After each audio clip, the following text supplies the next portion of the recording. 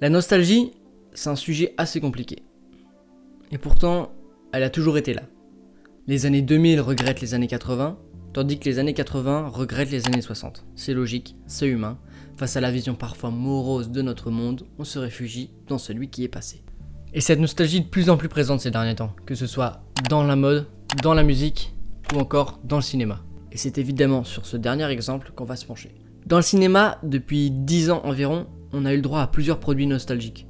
D'un côté, on a les suites de classiques sortis dans les années 70-80, comme Star Wars avec le réveil de la Force, Jurassic Park avec Jurassic World, Rocky avec Creed, ou encore Ghostbusters avec Ghostbusters. Et d'un autre côté, on a eu les films doudou nostalgiques, comme la plupart des films Marvel qui nous balancent des univers super colorés avec des musiques des années 80 à fond.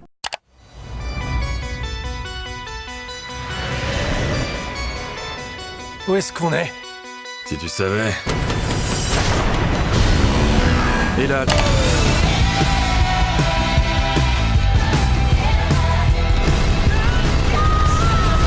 Va mourir! Sale pécho!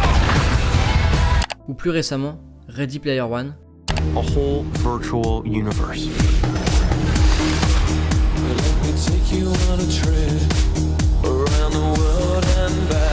Ou encore, et là, pour parler purement nostalgique, Stranger Things.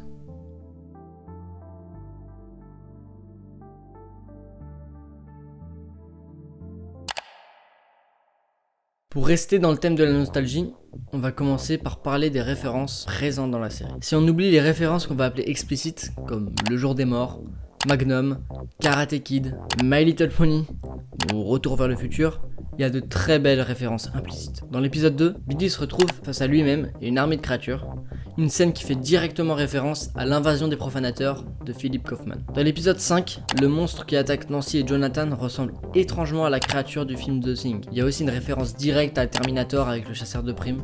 Vous l'avez tous remarqué. Ensuite, dans l'épisode 6, quand le Mind Flayer est à 2 doigts de bouffer Nancy, on reconnaît très bien l'allusion à une scène d'Alien. Pour en finir avec les références, je vais vous faire part d'une que j'ai trouvée moi-même. Parce que, oui, pour la plupart des références que j'ai citées, je les ai trouvées sur internet. Donc voici ma trouvaille. Dans l'épisode 8, les enfants sont réfugiés dans un magasin et ils doivent être hyper discrets s'ils veulent pas se faire cramer par le Mind Flayer. Une scène qui m'a directement fait penser à la scène de la cuisine de Jurassic Park. Mais la saison 3 de Stranger Things ne se résume pas uniquement à ses références. Elle possède de nombreuses autres qualités. A commencer par sa construction. Toute la série est construite comme un film. Les 2 premiers épisodes étant l'amorce, le 3, 4, 5, 6 et 7 étant le développement du scénario, le 8e étant le climax, le grand final.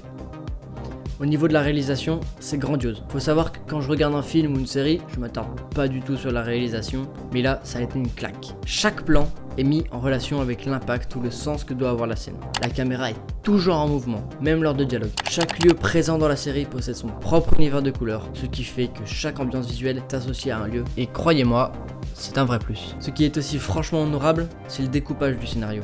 La série reprend cette structure narrative qu'on avait déjà vue dans la saison 2, mettant en place une espèce de boucle qui va nous montrer successivement la quête d'un groupe A, puis celle d'un groupe B, puis C, puis A, puis B, et ainsi de suite. Évoquer cette structure narrative me permet aussi de vous parler de quelque chose qui rend le déroulement des épisodes hyper fluide, les transitions.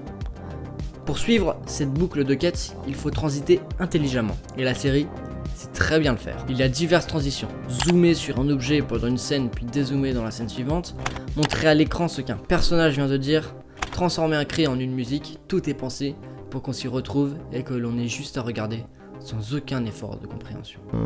Ah oui, la musique est géniale. Des synthés et encore des synthés. Ça fait plus que jamais années 80 et ça fonctionne. Et employer encore et toujours les mêmes instruments et utiliser des mélodies semblables les unes des autres, créer une identité sonore et musicale qui fait monter Stranger Things dans l'échelle des grandes œuvres du cinéma.